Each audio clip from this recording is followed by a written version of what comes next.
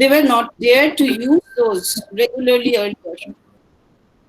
Online guidance was given to all students across school from EYP to grade 10. EYP students completed their worksheets under their online guidance of the teachers, supported by their parents at home. Revision worksheets and assessments on Google Form were completed as their year-end summative assessments of grade 3 and 4 students were done with great sincerity, maintaining the sanctity of an exam center in the confines of home, with parents as invigilators, of course. Teachers in the middle and high school explored different online strategies to offer virtual classes to our students through the last 1 month of total lockdown. Students and teachers adapted quickly. The zeal and excitement of the students and teachers were at its height. Our PE team offered online fitness program and yoga sessions for students and parents to be followed at home. But as the research of identification of antibodies for virus continues to be on till we find a vaccine, apprehensions were crystallizing on the minds of the parents. How will the future education look like? Is it going to be the new normal? All of us are having innumerable queries lurking in our minds. We had been into discussion with our leadership team, planning for our future classrooms. When we thought about this session with Ms. Nivedita, an educational consultant for many upcoming schools and institutions across India, and our academic advisor, we thought of planning out how do we plan for the future school. We hope this session will help many parents and large teaching community in providing solution to many thoughts that are hovering in our minds. We launched this webinar only 3 days back, but we got an overwhelming response. Without much delay, let me take you through a flow of event. We will be, are you able to see the slide number 18? It's on the presentation.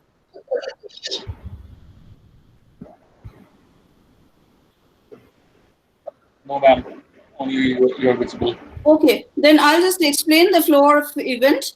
We will be discussing about how we plan to go by the apprehensions that parents had. We had a lot of questions coming in. Even yesterday, there were some questions that came in. We will take questions and moderate it, and Ms. Nivedita will be answering the questions. The questions will also relate to what is the support that we will be needing from home. We will follow certain norms for this session. We request you all to kindly keep your videos and microphones in mute. If you have any questions that you would like Ms. Nivedita to answer, there is a Slido link that is shared with all of you. You can share your questions in the Slido link, or you can write your questions also in the chat boxes. We will have a wrapping up session at the end. And once we compile all the discussion points from the 2-day seminar, we will be sharing with all the registered participants here the thought process of the discussion. Hope we will be able to answer most of your concerns, if not all. It is a hard time ahead, but we will pass it, pray, wait, and trust.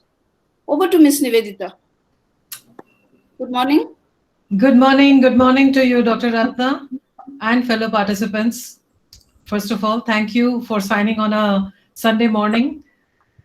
I'm looking forward to the next hour of engaging with each of your questions as much and to the best possible extent that we can. Hopefully, by the end of it, we would have raised enough questions and found some concrete ways of addressing some of the critical concerns that are in the minds of both parents and educators, and I'm sure children as well, about school and education in the current times. With millions of children out of school, It is an unimaginable situation world over, actually. We've not done this before as school and as educators. We are truly learning at the pace of crisis. It's more than a big experiment in online learning, isn't it?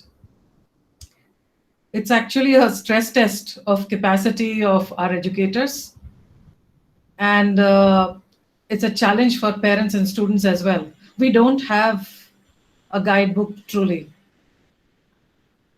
And for I must say that for school and leadership, it is even more a challenge because we don't like uncertainties. We like orderliness, we like control, we like a method.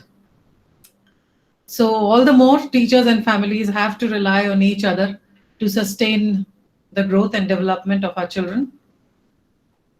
Over the years, all I have been hearing as an educator is that technology is racing ahead and it's leaving education behind, and we have to do digitization. We have to figure out the best possible way of bringing digital education to our children. And what happens now?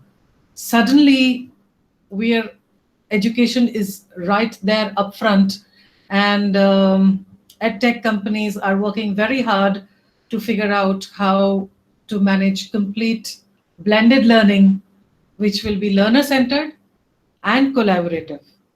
For after all, it's all the more reason for our current generation to be lifelong learners, isn't it? I mean, given the situation that we are presented in, given the situations that will be presented in rapid timelines, each of us are lifelong learning. I was discussing with Dr. Ratna before this, and how much our teachers have leapfrogged into the digital education. We were learning this platform, working on that platform, trying this method, digital classroom, some ed tech platforms, learning management systems. But all of a sudden, each of us are just continuing to learn in ways that we have not done before. So just, I think we need to remember that the days are long, but the years are short. And we need to just be patient and persist, as for both parents and teachers, it is an important time.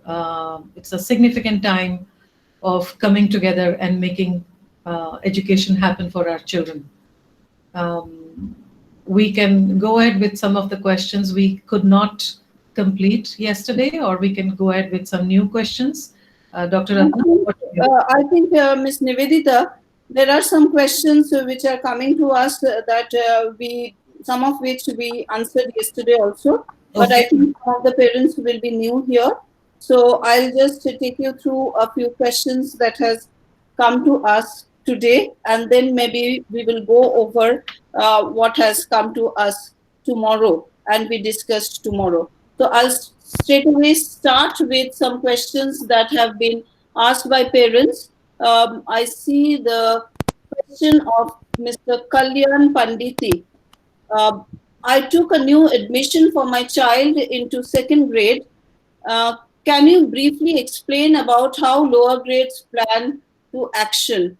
Expected date of school opening, how you are going to handle distancing in classroom, whether academic year will be extended or not. Do you think physical school is possible if the invisible enemy is heavily spread? The question is the first question in the chat box, Miss.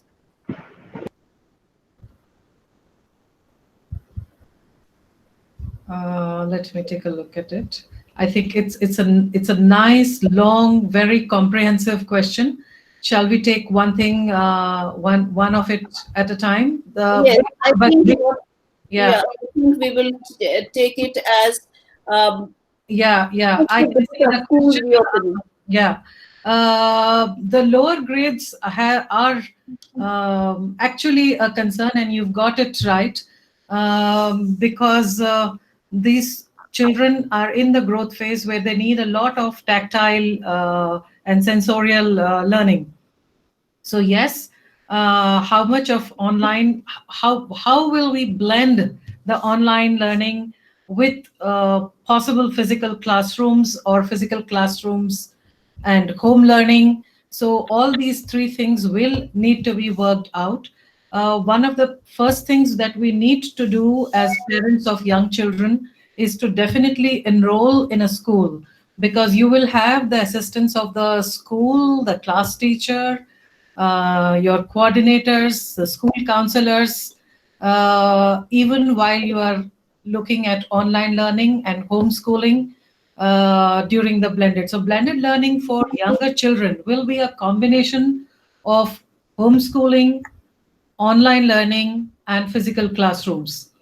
The physical classroom setup will be mostly uh, infrequent and will be used for peer interaction, and that with social distancing will be a task and a half. It will be a task and a half for teachers to manage. Okay. So, sorry, can we just have the cameras and the mics muted, please, by the admin? Um yeah, so that will be the three-pronged um, method of doing learning for the younger children. So, one of the key things would be not to take on the homeschooling uh, effort completely onto yourself, because for you to work from home, work at home, and homeschool would be a difficult enough task. Number two would be consider the educational aids and open-ended learning things, learning materials that will be suggested by your class teachers. You can create things at home or you can buy online materials, because children will need a lot of experiential learning. So those things would be important. The expected date of school opening, I would recommend, and I think the schools are considering so, to open at the regular time with the option of completely online support to parents and children. So perhaps the parents will need sessions with the teachers to help learn how to do activity, to learn the activity itself, to be able to take the resources from the teachers online. So the schools will open by calendar date, is what I hear. Most schools are planning. Even the national boards have suggested the schools to whichever schools can try to do manage online learning for parent and child will open on calendar dates. So that prepare for your school to open, your child's school to open, as mentioned in the school calendar. Then the next question is, yeah, social distancing in classroom. It will be a big task to handle. What the kind of uniform the children will wear, the masks that children will wear, the number of children physically present in the classroom, the seating in the classroom, the sanitizing of the class equipment and infrastructure. All of these are in question. I have been discussing with some school leaders, and what they are considering is if a class is of about 30 children, perhaps they will make a rotation of at any given time 10 children coming into class, so they can manage the distancing and keep it on rotation, so children have the opportunity of coming into class and staying away from class and working at home and still being able to manage. School transport is a big concern, I understand. So possibly, even if the school is able to manage a transport, what kind of distancing will they be able to manage in the school buses?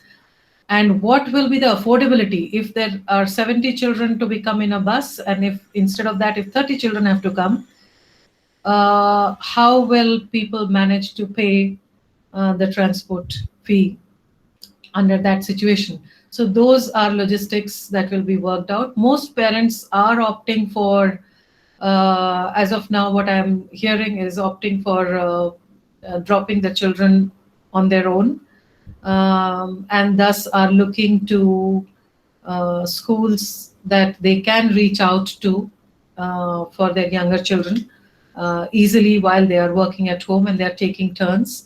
Academic year, whether it will be extended, what national boards are looking at is reducing the syllabus content. For younger children, your child, grade 2, I think the syllabus content is not so much of a concern as is the overall development of literacy and numeracy and emotional growth. Teachers will also ensure that they will suggest you methods of fine motor and gross motor development. So overall physical development and eye-hand coordination continues as necessary during the developmental years. So teachers will be a good guide for you during this time. The next question, last question, is a really big universal question that you have asked, and it's very pertinent. That, do you think physical school is possible if the invisible enemy is heavily spread? We can dearly hope not, but then what do we know?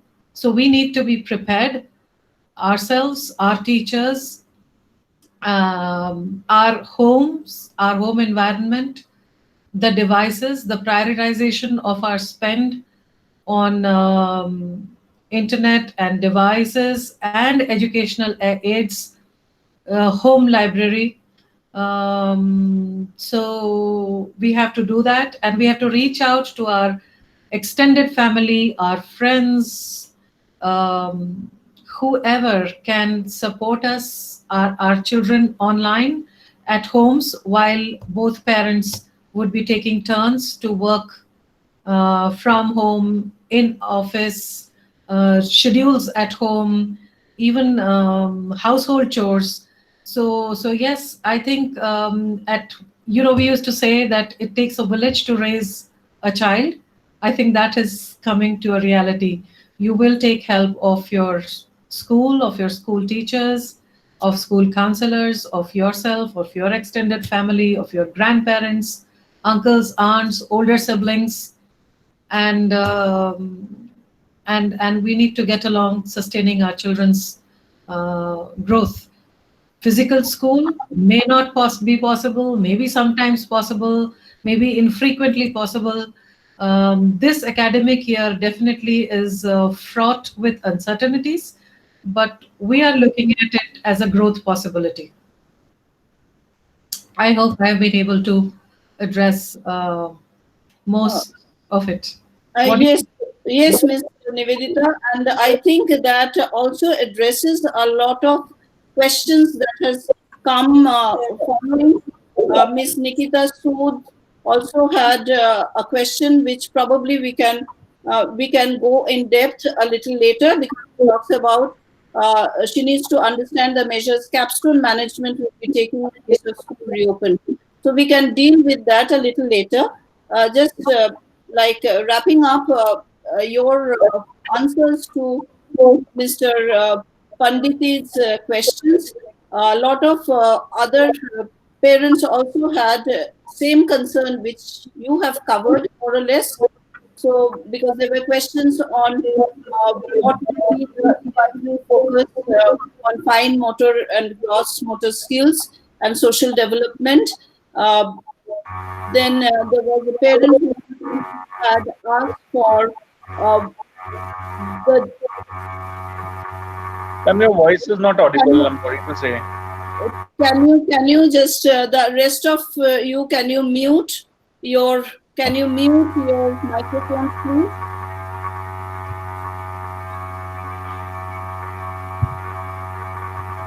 I think somebody's microphone is having a buzzing sound.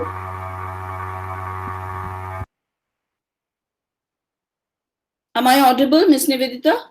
Yeah. Yes. Okay. So I think some parents also asked about the fee structure. What about the fee structure in case we reopen, but we have to work virtually or intermittently swap between virtual and physical classes?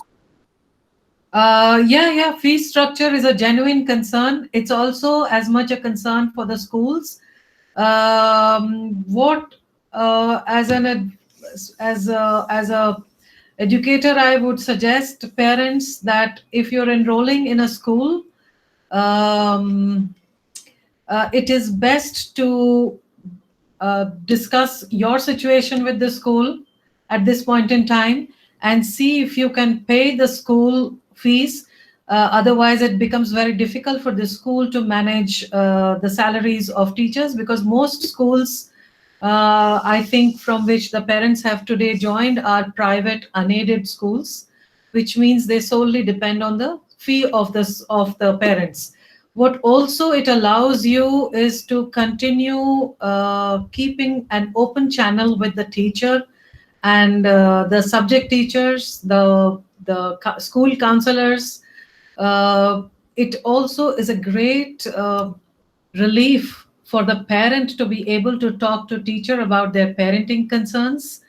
It's a go-to place. It is whether it is for curriculum or for parenting issues or for emotional counseling of the child, and it is the expert that knows their job best about your age group of children. So I would suggest that you must consider consider the fee structure as usual. Perhaps look at the transport or uniform or I don't know, school lunch, any of those additional matters separate from the tuition fee. So focus on the tuition fee for sure, because that is one thing which will hold you and your child even while doing online and homeschooling in good stead. And whenever the teacher is taking class, when we have seen in the past couple of months, a month and a half almost now, because the school closed before the lockdown period, that when the children saw their classmates and their teacher online, it was a completely different emotional high for the child. The children need peer interaction. They need to see their children, their peers and teachers. So yeah, school fee is something that tuition fee for sure you may want to keep prioritize in your family budget, just as you would prioritize a device and internet connection for both work and learning at home.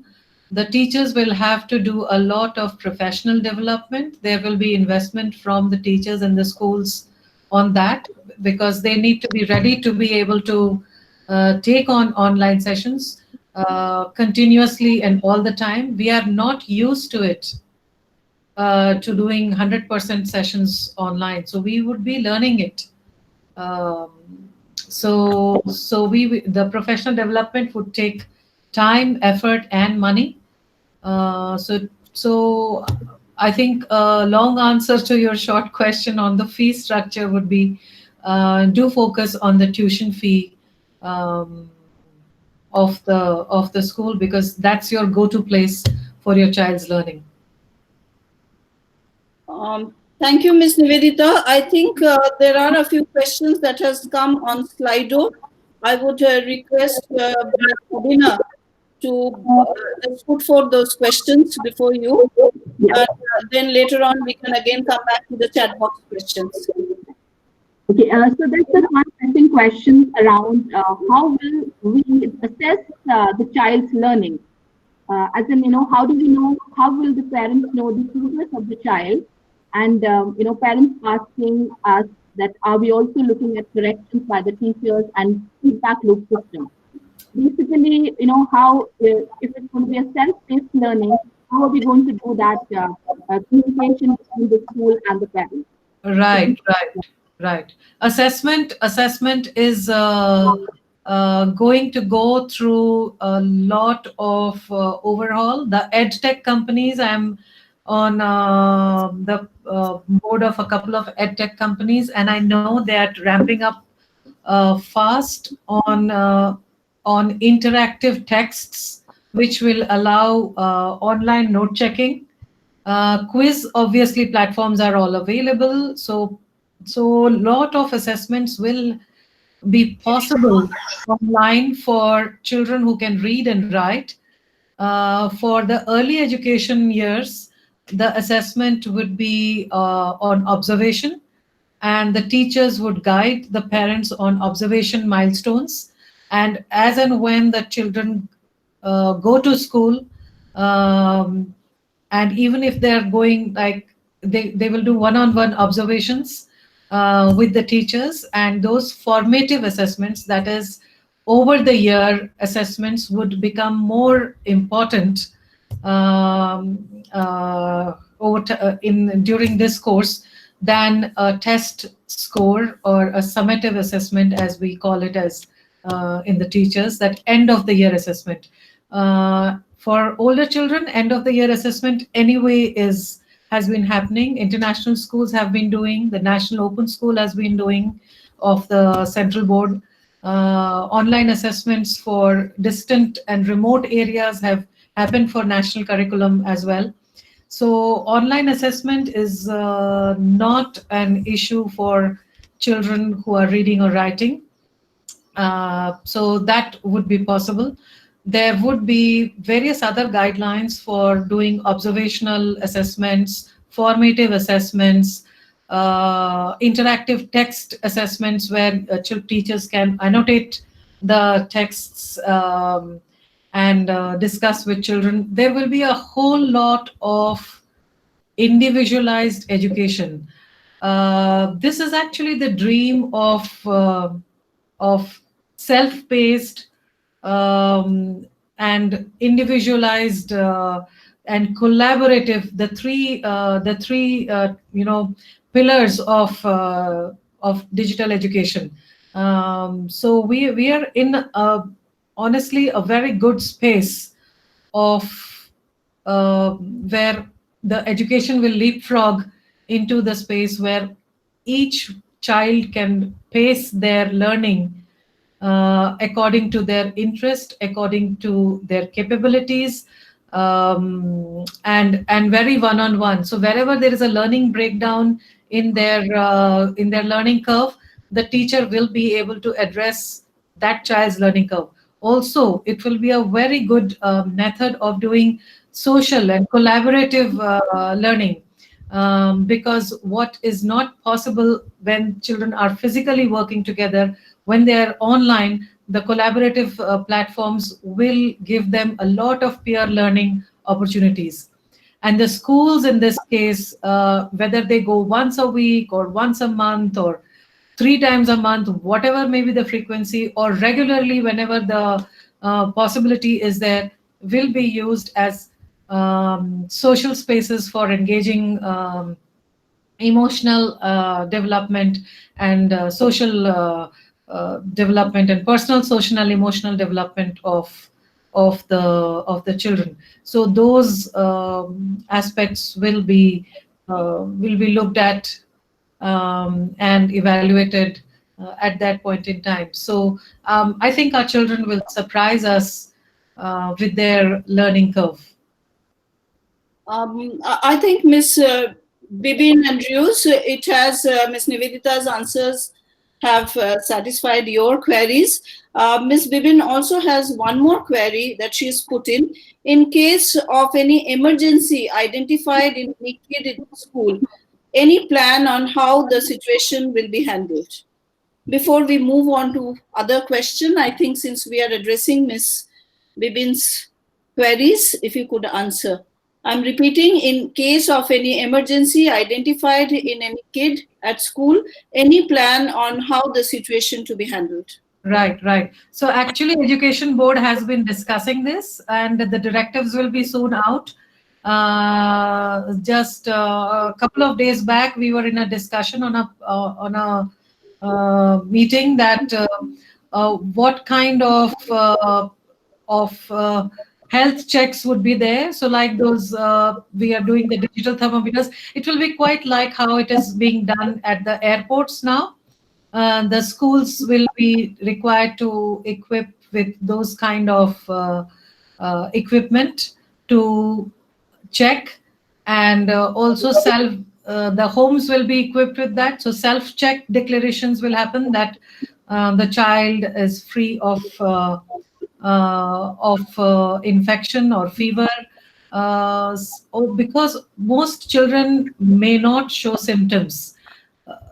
They, however, they will, the likelihood of their carrying it to teachers and other staff would be there. So the education department is working with the health department and sorting out what would be the guidelines that the schools and homes need to follow when they send the children to school. So we should be getting more expert views on that sooner than later. Um, Ms. Bibin has one more question here. Uh, how would the impact of reduced content for the first year will affect in the upcoming years? A good question. I know that as teachers, we also worry about syllabus.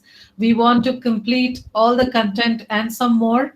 But over the years, we have seen that various curriculums with various levels of content depth have not so much impacted the child's learning curve. Content gets caught up. I can tell you that as older children do pick up subjects that are of more than the subjects that they have themselves selected, depending on their interest areas. Children will get more opportunity to choose contents of their choice, attending more classes of different kinds of subjects.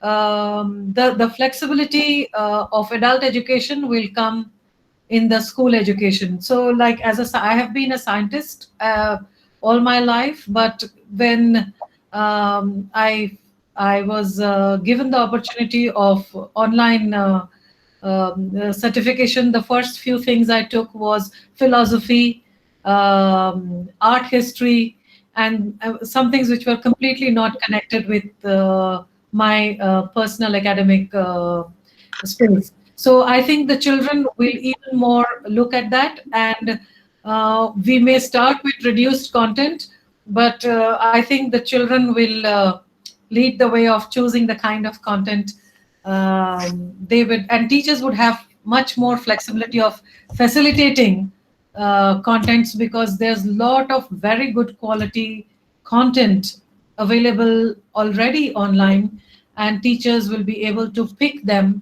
and facilitate them for the children depending on their choice and the pace of learning. So do not, I would say, do not worry about the content or depth of content at this point in time. It is very important to ensure the emotional health and then the knowledge base of your child at this point in time, because we're all learning and figuring it out how best we can deliver education to our children. I hope that would do for now. What do you say, Dr. Ratna? Hi, ma'am. Bibin here. Like, I just had an associated question. Hope you can hear me. Yes, sure. Okay. So, yes, it's a very good thought that the kids could choose in future how they want to be, and education he could learn what they want. But now, in the current place where we are, especially in India, how close are we in terms of our educational boards to support that? Because it's a long way to go in the board.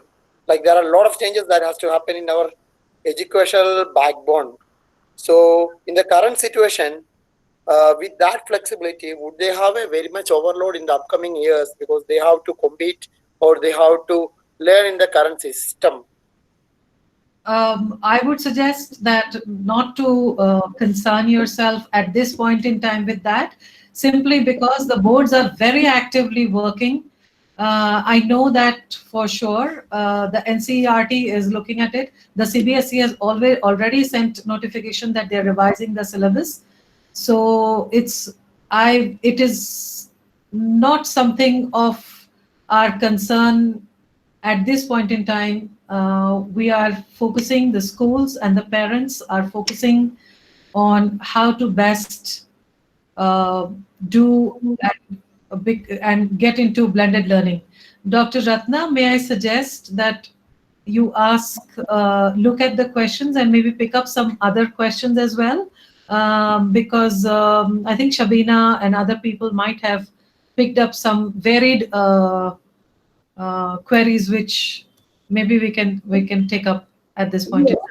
Shabina, if you have collated any more from the Slido, if you can put your questions across. Yeah, sure, ma'am. So there's something, many parents have asked, and I've just tried to put, all those queries together so that everybody's question gets answered. It is around what are the solutions for right to education children? What would be the challenges for the government-aided schools and the parents who are not tech savvy? That's considering that not all schools may have the infrastructure to conduct online classes.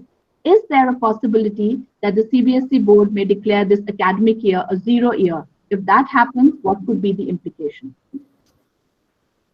Absolutely. Yeah, it's a very key question, and it is something which we need to sort out uh, sooner than later. And education board is working on that. I work with large government school bodies, and there is a definite possibility that it might be considered as a zero year. At the same time, um, they are also looking at, see, there will be no zero year for a learning curve. It may be a zero year for a grade exam, but it can't be a zero year for a growth and development of the learning of our children. So we are trying to figure out how to reach out to government schools, and definitely because there the parents will not be able to support the online education. So there are discussions on where they will work out self-learning tablets that are being worked in IIT Delhi and Bombay, which will be handed out to uh, places and NGOs which are working in the sector of education, and they will work along with the government school teachers, and work on that. How will RTE work out in that situation? I think we have not, as a board, we have not yet reached that place as yet, but the discussions are on in how to figure out how to reach education to the millions of children who are in government schools. So the government infrastructure is there, the government teachers are there. We are looking at how we can train the government teachers en masse into digital education, because they are quite qualified in their own subjects anyways, and they will leapfrog into digital education. Large companies have come forth to do these digital training for the government teachers in vernacular, uh, and and I do believe that in this summer month, a lot of work is happening in the education boards and in the policy making situations, and a private you know and public partnership for reaching out the work to the government schools. The vernacular platforms are coming up, and they're trying to reach it to the government schools, because government schools do have teachers. Their parents may not be able to support, but the teachers would be able to support, and these teachers are from the community. So how will the community be able to ramp it up?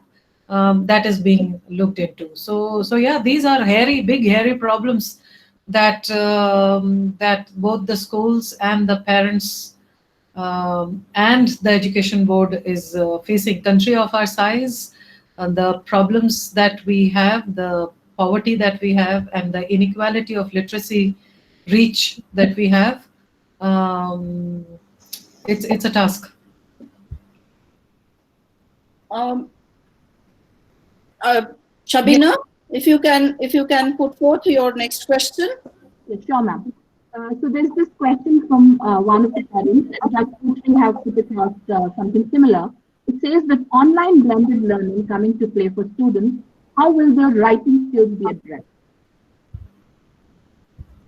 The right to education. Hello, ma'am. Can you hear me? You're talking about the right to education. No, ma'am. They are talking about the writing skills. How will the writing skills? Writing skills. Yes, yes. A whole lot of online is going to become text interactive.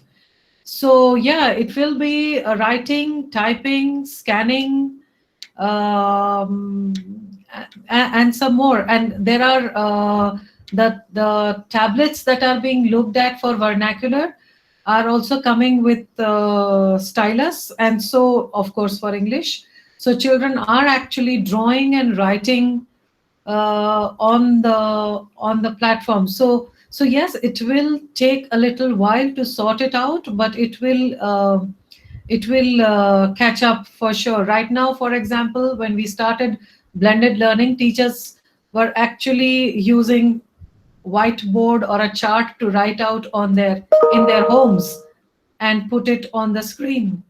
But the tech is coming up and it is going to catch up soon. So it will address the literacy, numeracy, reading, writing skills for sure. So yeah, let the tech will catch up with us. For once, tech will catch up with education.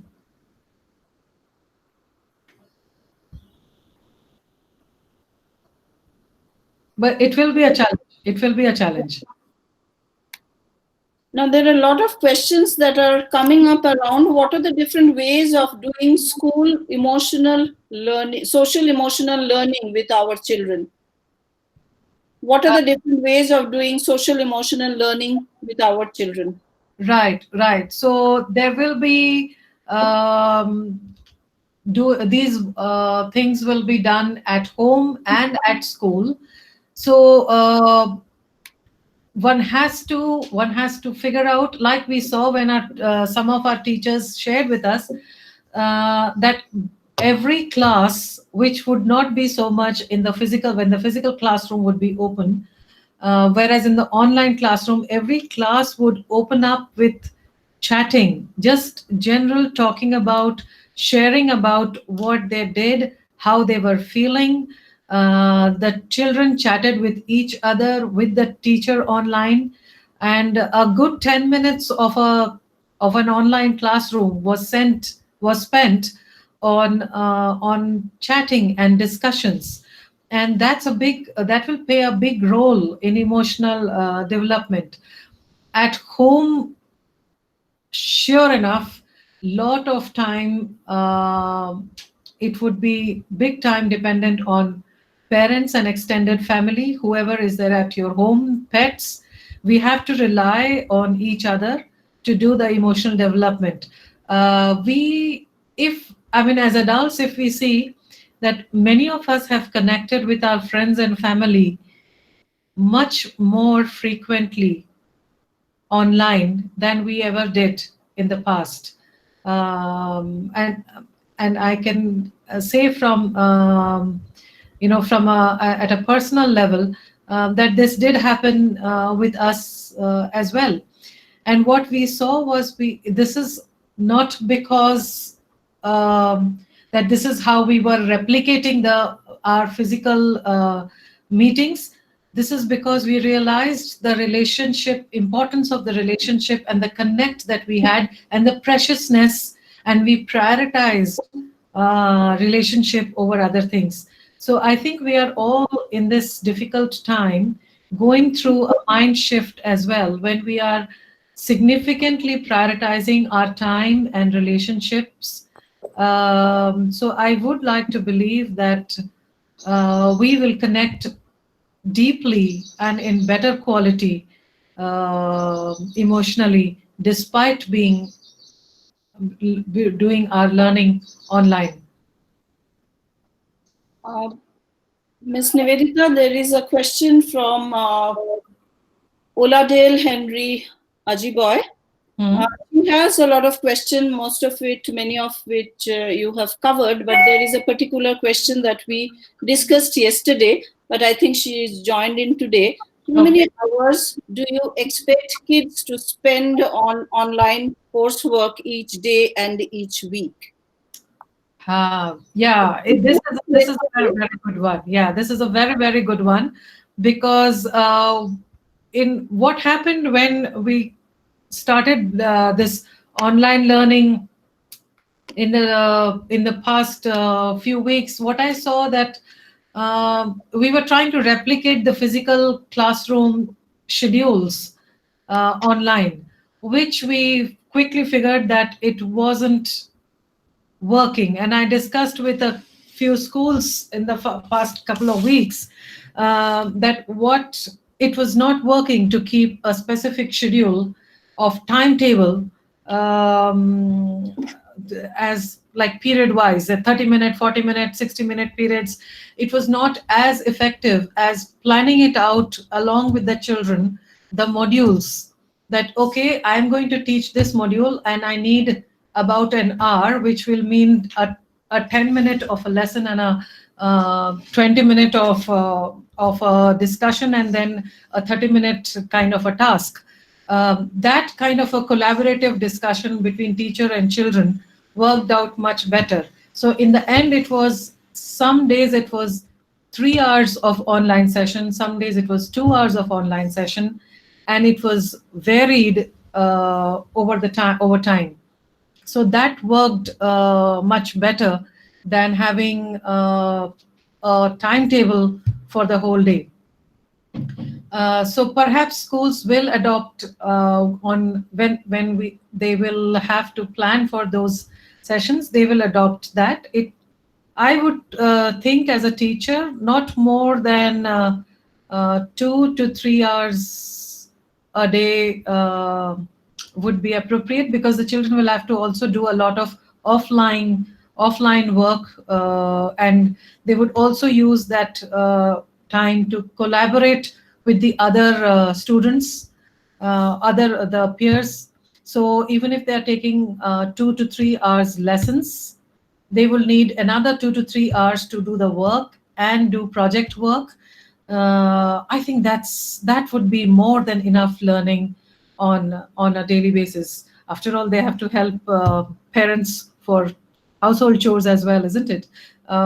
Because that will play a big part in their social emotional development, in their life skill development, in their in overall enriching family life, which would be a great learning during this time. So yeah, I would suggest, what I've seen is 2 to 3 hours of direct learning is max. Then of course it depends on the age group of the children. The older children can do a 3 hour can do 3 hours of different subjects, but the younger children can do 15 minutes of a subject at a time, and then a gap, and then another 15 minutes. So it would depend whether it's a preschooler or a middle schooler or a high schooler who is doing these sessions. Ms. Nivedita, our experience with the middle and high school teaching online in the last 1 month of lockdown, we used to have 1 hour sessions with children, with activity, with discussion, and they would go offline for completing their assignments and work. Right. For middle school, we had kept it for 45 minutes of online interaction with the teachers, supported by some 10 minutes of quiz while they are online. It worked well, and maybe for 3 to 5, we are planning it for 30 minutes. So we have to see how we can scale it as per the age group of the children. Right, right. And from Capstone, we have also shared a survey for the parents, which we are expecting to get back by Monday. where we have taken polls on the comfort level that parents also feel. So we believe in partnership every way. So hopefully we will be able to plan it out together. Yeah, I'm sure most schools will do that. They will figure out the comfort level of children, teachers, and parents, because teachers also have to do their work at home, right? They have to manage. I mean, if they have to manage all the chores themselves, which happens during lockdown, Uh, um, they will need to figure out their times as well. So there will be a lot of flexibility.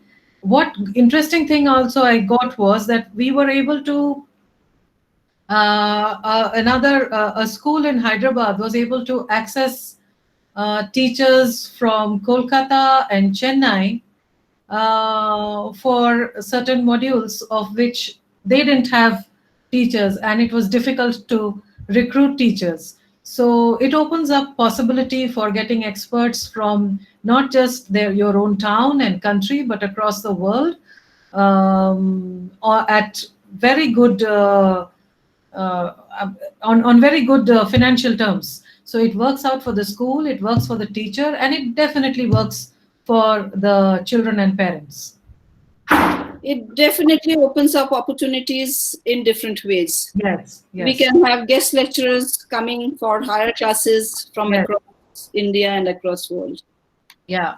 We don't have a choice in this, so we'll make the best whatever is possible. And most of us as educators, we have opted for this profession, and we have opted for this work because we want to make an impact with the younger generation, and the teachers are as committed as as a health provider. The educator is as committed as a health worker, and they will go out of their way to sort this out in the best interest of their student. So that is what we have seen in physical classroom situations, and we are seeing it even more in online classrooms. So the blended learning should be able to provide the best of both worlds. We can only hope for the best. Yeah, Miss This, Nivedita, yeah. yeah, go ahead. Yeah, Go ahead. I have just tried to put together questions from 3, 4 parents which were on the same lines. Sure. And this is how I would like to put it. It says, will the full strength of teachers be available in school for taking online classes, or will the teachers work from home? What is going to be the teacher and student ratio per classes? And considering that internet bandwidth has its own stability concerns, how are the teachers going to address that? So, for example, a child dropped off, was not able to complete the session, so he missed out on a bit.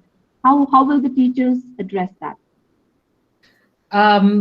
Very valid question, because there will be definitely sessions in which the child will walk out, or the internet will drop, or as Dr. Ratna and I were discussing day before, and current dropped, and by the time the current the DG set came up, there was a 5 minute break.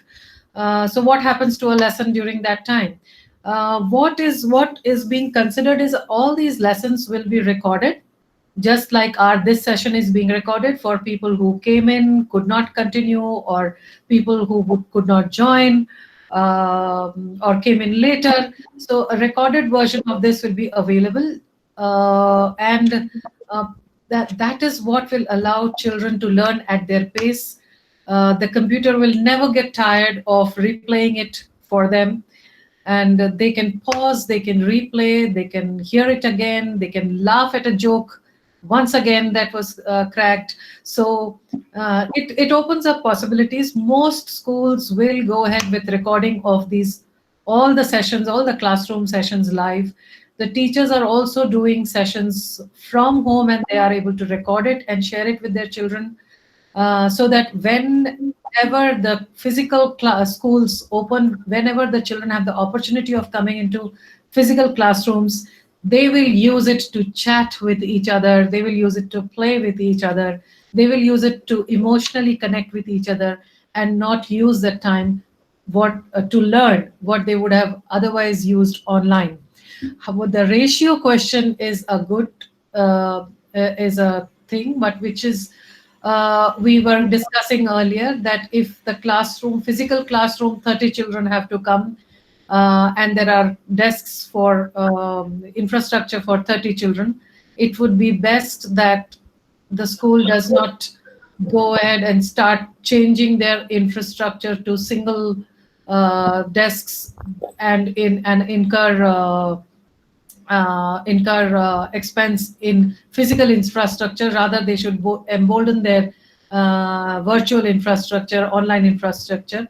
But what schools might opt to do that is call one third of their children at a time. So if the school, say for example, is open for 3 days or 4 days or 1 month, they will call on rotation teachers and children. It is happening in the UK schools, and I was speaking with my niece last night. She's a teacher in a large UK government school, and they are on a rota. So the teachers and the children are coming on rotation. So at any given time, they are able to maintain physical distance. All their schools provide school lunch, so they are the school lunch person. Um, they are also on rotation, so everybody is not coming to the school at the same time.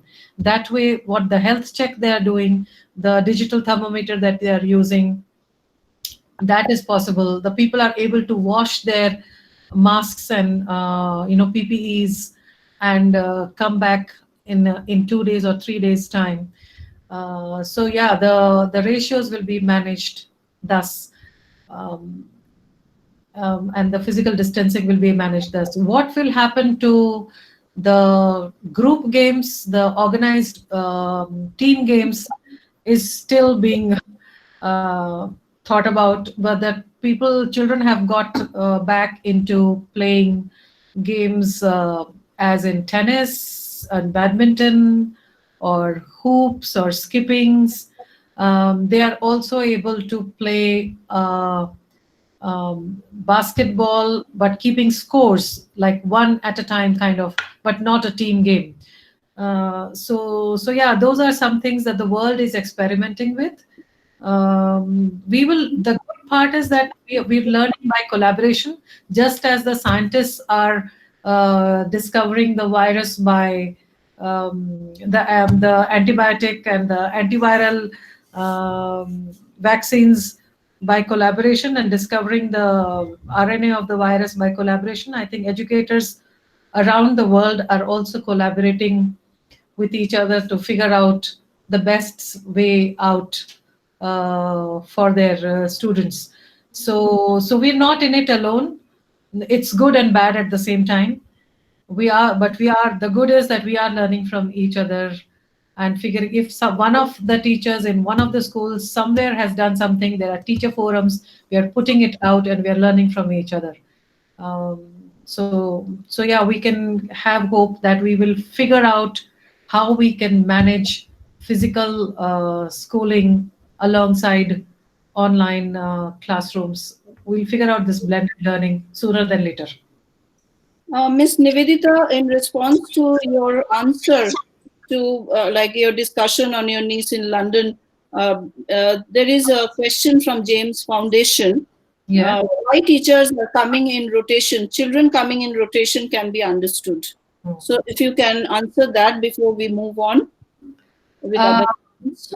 Right. See, teachers coming in rotation, because what happens is if we have all the teacher coming in and going, see, it's the logistic issue. They will all be coming in, and if you restrict the spread, you don't want all the teachers to fall in at this ill at the same time. It's how you do the contact search. If they know that one teacher was infected, then all the teachers in that same school will be quarantined. Then we'll be back to square one. But if that teacher has come in contact with only 10 teachers instead of the 60 teachers, then the other 50 teachers are still available for continuing the school lessons. So that is the reason why for which the schools are doing. Everybody is on rotation, so we reduce the at any given time we reduce the contact. So we would not have all the admin people coming at the same time. We would have, if there are 10 administrators in the school, only 2 will come. So if one of them have been discovered infected, we have to remove the contact of only one other person, not all the 10. It's the same principle that we are following otherwise. I hope I have been able to clarify that point. Before I move on to Shabina to collate her questions and put it across, there is one question that I found here on the chat box by Miss Monica Thota. What would be the situation of preschools which have come up in every corner of the cities? Yeah, yeah. Actually, since I've worked for a long time in the preschool space, a lot of preschool heads in my network have been discussing this, and my suggestion to them has been that be the counselor to the parent at this point in time. The teachers will record their sessions, the teachers will work on their sessions, the teachers will plan the sessions, and instead of taking a 1 hour activity with the children, they will take perhaps a 15-minute recorded session or a live session with the parents and record it. And the parent will have to take it with their children and have to report back to them. While they can handle 2 or 3 children at a time, it would really depend on how much space that preschool has and to what extent can they run it. And of course, if there is a directive from the government that you can't run a physical preschool, then of course we'll have to follow that. But what can happen is the physical preschool with the teachers can help the preschool parent to continue learning at home, because it's not easy to homeschool a preschooler. It is not about just teaching them to read and write. It takes an expert teacher to be able to plan the lessons, the activities, varied and milestone wise on an everyday basis. And those teachers will be a great go-to place for the parents. So I would, if I were a preschool parent, I would definitely enroll my child in a preschool and meet with the class teachers online or in person, and ensure that I have the teacher on my side when I need to teach my child. Because in addition to my working online and carry on my office work online and my household chores, I can't possibly be thinking of learning activities for my preschool child.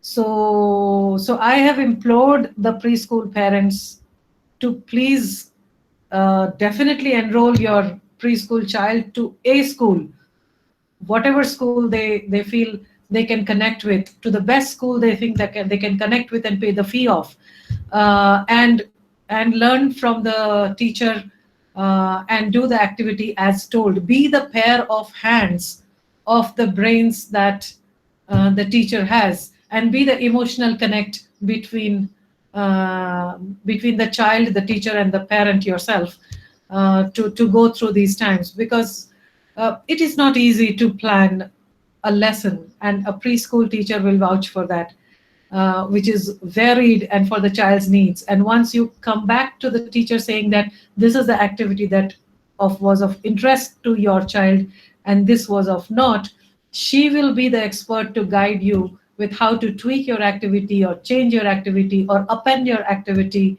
altogether.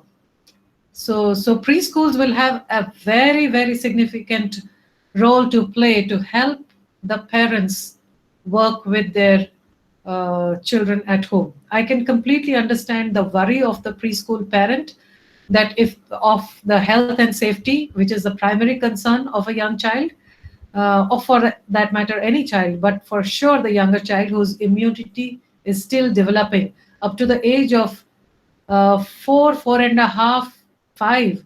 The child's, a normal average child's immunity is still developing, and thus they fall ill often. So, yes, it is a concern of sending your preschool child to school, but you need the preschool teacher's help to homeschool your child amidst all of this. I hope I have been able to address. Um, Thank you, Ms. Nivedita. We are running short of time. We have already overshot. And Oops. I'll just ask Ms.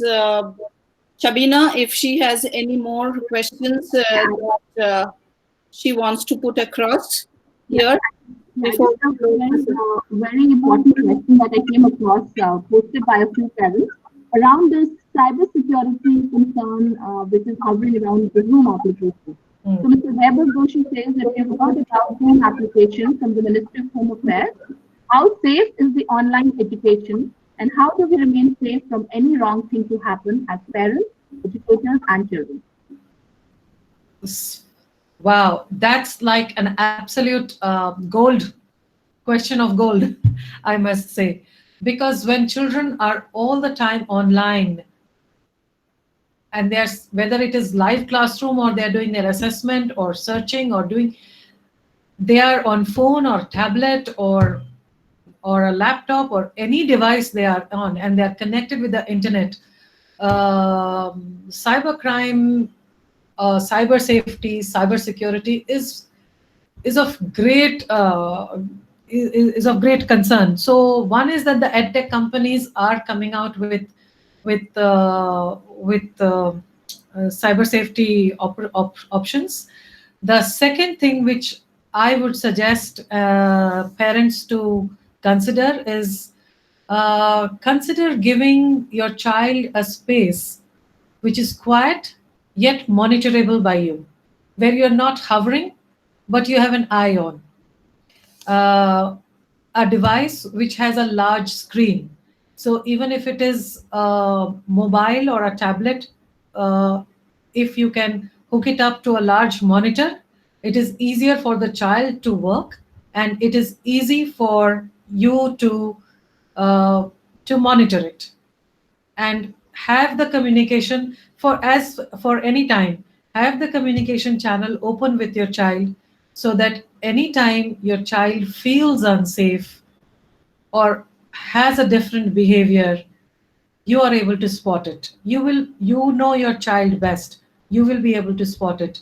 The teachers also are looking at it on how they will keep a channel of communication open such with their children that they are able to address the cyber safety concerns. Then, of course, there is a whole course on cyber safety, which I have suggested some of the teachers to take up, and I will share the link with it of it, which the teachers, which the parents can also sign up for. It's a simple couple of week course that they can take at their own pace to understand cyber safety and cyber security. Um, it's um, it's easy and can be taken up. This course has existed for a long time. The IB educators take up that course alongside their teaching credentials, because a lot of international baccalaureate and IGCSE, lot of international curriculum is digitized for quite some time. So yes, so three things you need to keep in mind. Look at cyber safety possibilities technology wise. Uh, the teachers will look at it for sure, and you can, the second is you can consider taking up this cyber safety course, so you are better equipped to understand what all could happen, and how all you can counter it, and share that with your child as well. The third thing is keep a device which has a large screen, hook it to a large screen, or a television monitor. And monitors are much cheaper than big uh, a big device itself. So consider that and keep it in a space which is quiet, but can be, but you can have a view onto it at any given time. I think those three things should be able to um, help us through this cybersecurity, which is a real issue. One last pertinent question that I see on the chat box, Ms. Nivedita, Sure. before we wrap up. Parent concern is if both the parents are working, then how do they monitor the work of the children at home? Yeah, we had this discussion yesterday, and I think we had a good laugh about it. Um, I have heard like a couple of neighbors of us, what they have done is because they're all working people and they all work from home. They are working from home. Both of them are working from home. So they have enlisted their extended family, older cousins from across the world to virtually monitor their child's work and be their parent assistant and teaching assistant and family assistant. So they have given on the roles or to their so like a teacher has sent something to read aloud to the child. They have shared it with the grandparent, and the grandparent is doing the read aloud session. The math session is being taken up, is being supported by a senior, a cousin from another part of the country, and so forth. So please farm out your teaching, parenting roles to your extended family, and let's have a village which will bring up our children.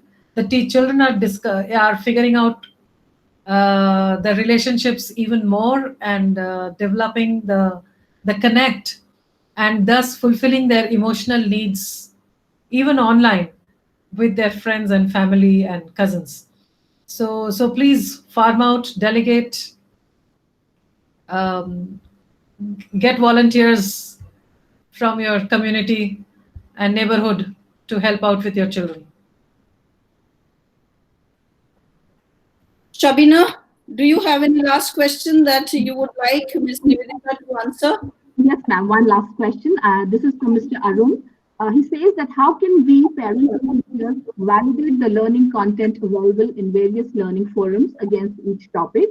Will Capstone or the other schools define the proper content that needs to be referred by students?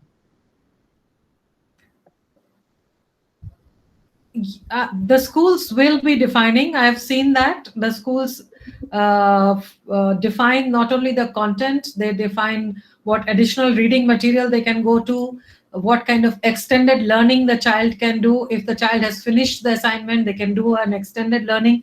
It would be pretty much like any good progressive school, only with more flexibility, because the teachers can put additional notes, can put additional assignments, can put choice of assignments and choice of reading material much more than they could have done in physical classrooms. So I don't see that part as an issue for the teachers. Teachers are quite, most teachers, if not all, are quite adept at making elaborate lesson plans. What do you say, Dr. Ratna? Of course, it had been a great learning journey for all of us. And as a school, we plan to provide all the resources to our parents, because at this juncture, I think we have to collaborate with parents, have an understanding how we have to deliver in school virtually or at home virtually, because together we have to make this journey forward to the best of our abilities for kids. So this is a real challenge. If we are talking about 21st century skills, this is the real life challenge that we all are facing as teachers, as parents, as students. And I'm sure we will also overcome this, pass this, and we will see how best we can support our child's growth going ahead. As a school, we definitely are looking at resources that can be shared with parents online. And when they're coming to school, maybe if there are some hard copies of worksheets that needs to be given, in case we have the choice of intermittent coming to school of students, we can support them with some physical copies of resources. And anyway, we are having the e-books. Most of the publishers, they are now supplying up with e-copies for the next 3-4 months, and we will be sharing those e-copies with some agreements with the parents, because these publishers are also asking schools to get into agreement that it will not be used, like it will be used with proper precautions, because there is this restrictions and copyright issues coming up. So we will be supporting parents with all different kind of resources as schools. Yeah, Miss Nivedita, just one last question from a concerned new parent. Sure. Yeah.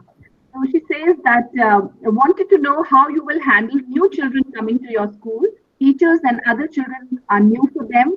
I have put my child in K2. How much virtual interaction would help my child? Yeah. I get that. I get that completely. So we have to handhold, and even if it takes a little longer, so will it. To get used to the teacher, the teacher's voice, the teacher's face, and as and when it is possible, it would be a good idea for you to take the child to the school and meet in person, even for a few minutes, um, and come back.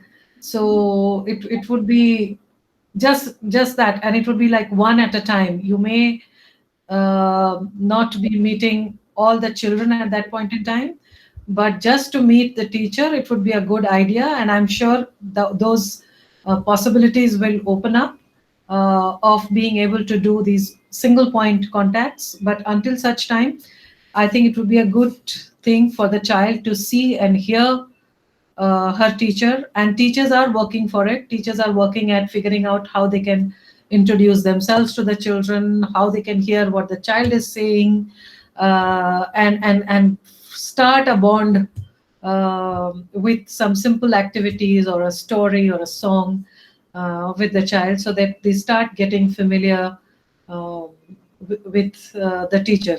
So yes, it will be also like in a physical world. It will depend on how you are also talking to the teacher. Initially, you will have to role model it for the child, as in you will have to be talking to the teacher, and teacher will have to be talking to you while the child sits next to you and sees what you are doing, and the child will quickly take it up. I have seen that in physical classroom setting also, how the parent interacts with the teacher, the child picks on the cues immediately from that. It also, I have seen it very interesting, it humanizes the teacher in a very interesting way, because the teacher is at home, and I have seen like the cat came and sat on the teacher's lap, and the child was instantly connected, or the teacher's pet or the teacher's child. It humanizes the teacher to the extent that the child instantly connects as, oh, this is like another auntie, another person. It's not someone who only is, who someone they would only see in a classroom setting. So I do feel that uh, between you and the teacher, you will be able to figure out what works best for your child. The child, things like the child. I saw another interaction that the child was sharing her toy to the teacher, and teacher was sharing her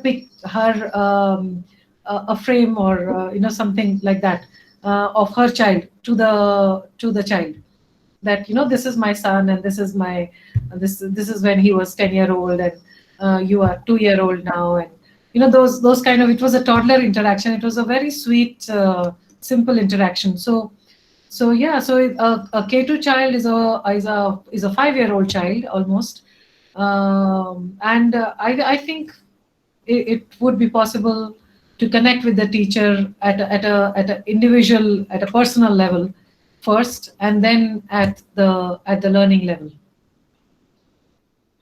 Thank you, Ms. Nivedita. There had been a lot of requests from parents if we could have these sessions grade-wise. Yes, we will plan for these sessions grade-wise as we come closer to our reopening time, whether virtually or physically. And there is also a request if we could publish the proceedings of this question answer session in a PDF form and share. And as we have decided, we will be sharing with the parents the proceedings of the question answer sessions in a week's time. So it had been a wonderful interaction, Ms. Nivedita. Thank you for your time and your sharing your enriching experience with the parents. I'm sure this will help us as an institution, and all the institutions go a long way in our virtual learning going ahead. Thank you. Thank you very much for opening up this platform. And thank you all for patience. Thank you, dear participants, parents, and teachers. Thank you very much. Thank you, parents, for your interaction, the number of questions that has come up. We really appreciate it. And we hope to have more sessions as per your request, grade-wise, sharing all the concerns that may come up as we get to know more about the government directives and the board's directives. Thank you. It had been a great learning curve for all of us, Ms. Nivedita. Likewise, likewise. Thank you. Thank you.